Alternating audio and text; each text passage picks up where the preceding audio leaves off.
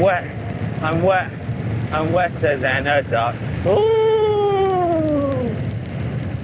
Tell you what, getting likes on YouTube is far harder nowadays.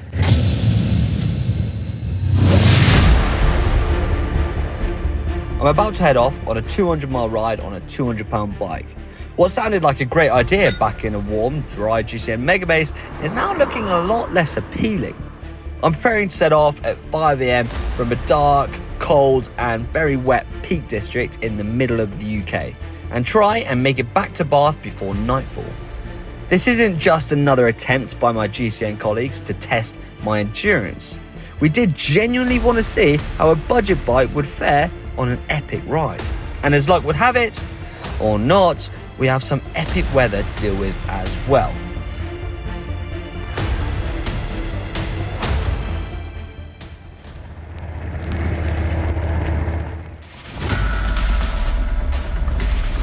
Soaked within the first 20 minutes. And that's never good for any big ride, let alone such a long one as this. So I'm hoping I can punch through this cloud, but the weather is said to be headwind the whole way and a lot of rain. I mean, a lot of rain. About an hour in, 15 miles down. This is the wettest I've been in a very long time. And to think I've got around about 14 hours to go.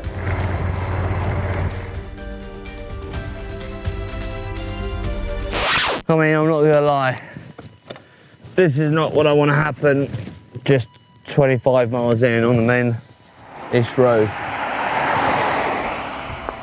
Been a bit of an adventure so far. Started at 5:30, it's been pouring rain, absolutely pouring it down. Headwind, relentless climbing through the lakes, and a puncher. But I'm gonna grab some breakfast, and while I do so, I'm gonna rewind the clocks so you can find out how on earth I got here, why GCN set me up to this, and how I got hold of a 200-pound bike. Before my next challenge, I enlisted in the help of Alex because I need a little bit of advice on what bike to buy. So here's Alex. All right. Right, you ready, buddy? Let me park my bike up. Yeah. It's always difficult buying a bike second-hand, but I'm hoping Alex has all the answers. Okay, right, talk to me. I've got a challenge, 200 miles on a 200-pound bike. I need to purchase one, and then I need to ride it. But the first step is purchasing. Can you help me?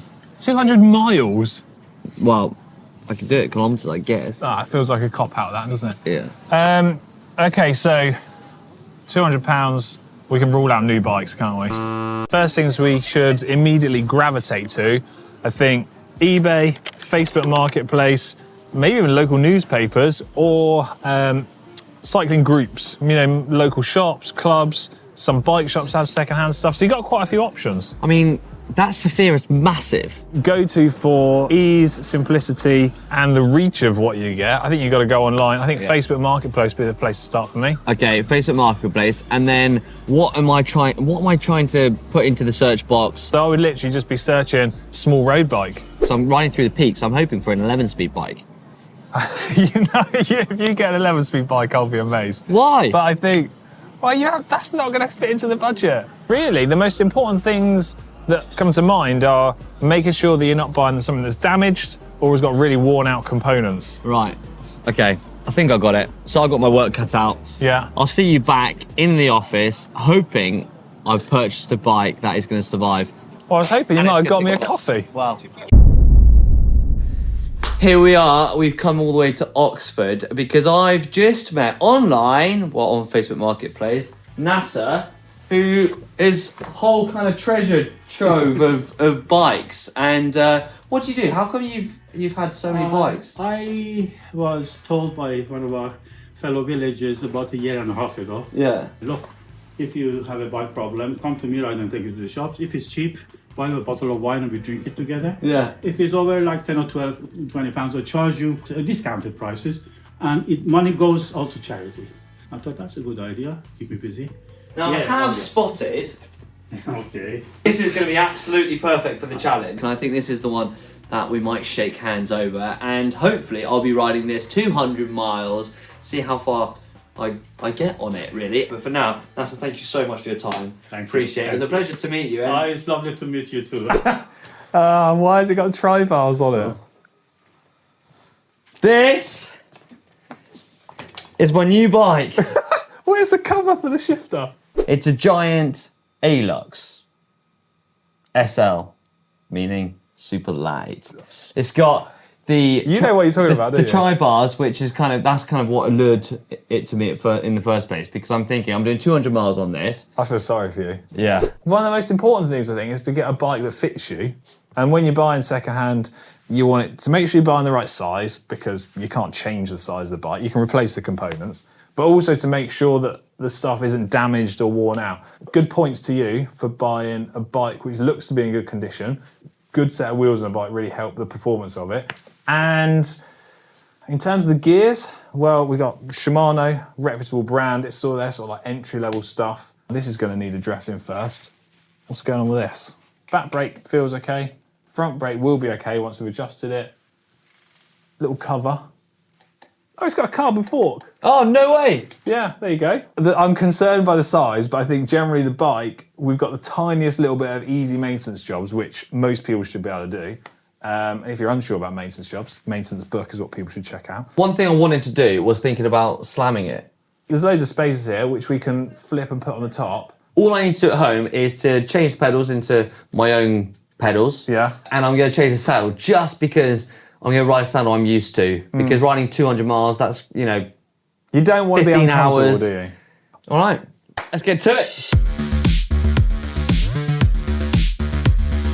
You've joined me post-breakfast and the rain has stopped. I hope I don't talk too soon. And now you must be caught up. No! There we have it. You say when you buy cheap, you buy twice. Second punch of the day. I only bought one extra tube. So now I've got to try and figure out how to sort this one out. This is not good. This is really not good. Let's hope I can fix this and get back on the bike, because otherwise I'm in for a hell of a long day.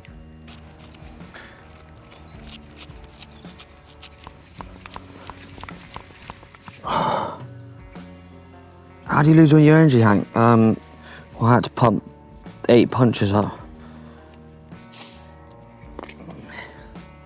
Let's get packed up, let's get on the bike, and let's see how far I can get without another puncher. Never give up, never give in. No matter how much is against you. I'll tell you what, no matter what bike you're on, doing a long endurance ride across the country like this, it's amazing what kind of adventure it takes you on. You've got to be spontaneous, and you've got to just take the plunge, because just running through a farmyard, met a nice farmer, running up a farm track. Yes, I'm on a 200 quid bike.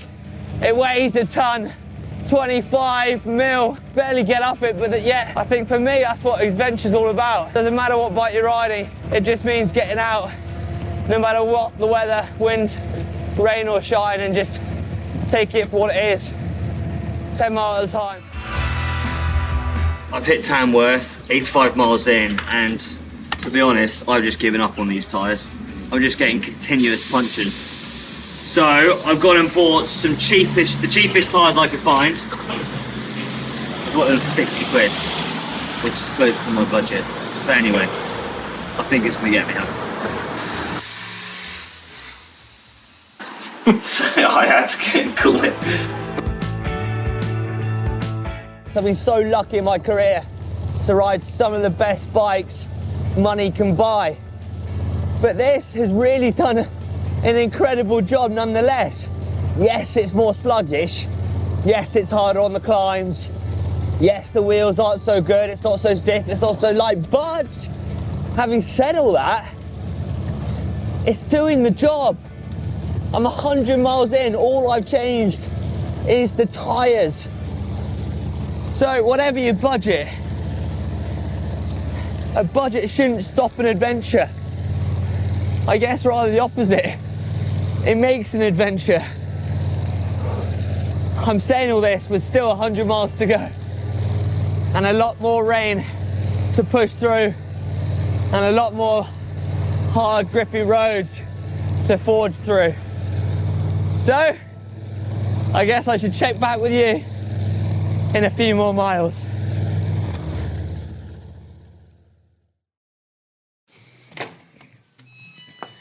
So here we are. How on earth did I get here? We're in Cirencester. And, well, I had multiple punctures in my wheel and brought in all the water.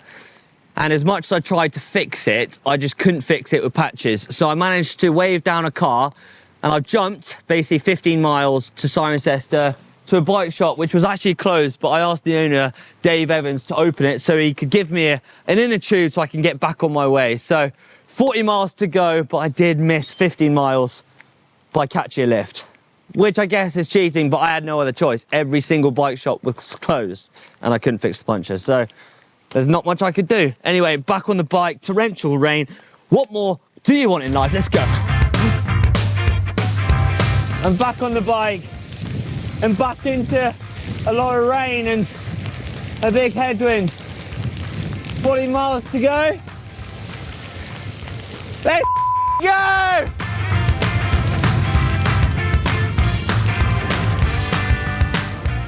We're straight all the way to the main road.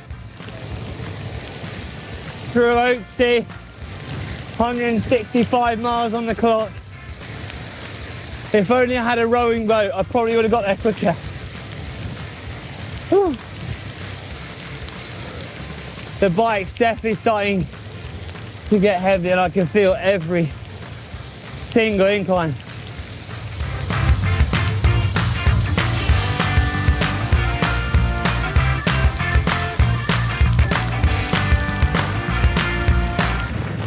"45 miles to go, and I'm really battling into a headwind now.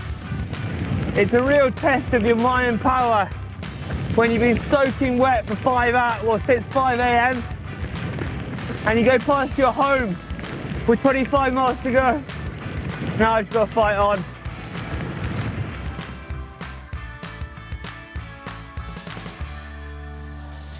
So here we are. I've made it to Bath, the iconic Crescent. I managed to ride from Hathersage in the Peak District on a 200-pound bike I got off the internet. I've got to say, I've had an amazing time. Actually, no, I haven't. It's been tough. It's been torrential rain. I've had multiple punctures. I'm freezing cold. And the worst of it all is I aimed to do 200 miles and I've done 195 miles. I'm ending the ride now. I'm not going any further. I'm not wanting to do the extra 5 miles just for the sake of it because I'm so cold. I've been riding since 5 a.m. I've averaged 17 miles an hour. I've got a ride time of 11 hours. And to be honest, I'm ready for bed. The one thing I am going to say though is I did have to hitchhike from Bourton-on-the-Water to Cirencester, 15 miles. So I did get in the car for that. So take it or leave it. You can't win them all. Anyway, I hope you've enjoyed this video. I hope you've enjoyed watching me suffer. I've survived. The bike survived.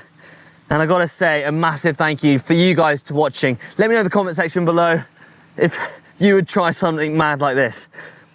Anyway, I'm absolutely freezing. So I'm gonna go and get warm now.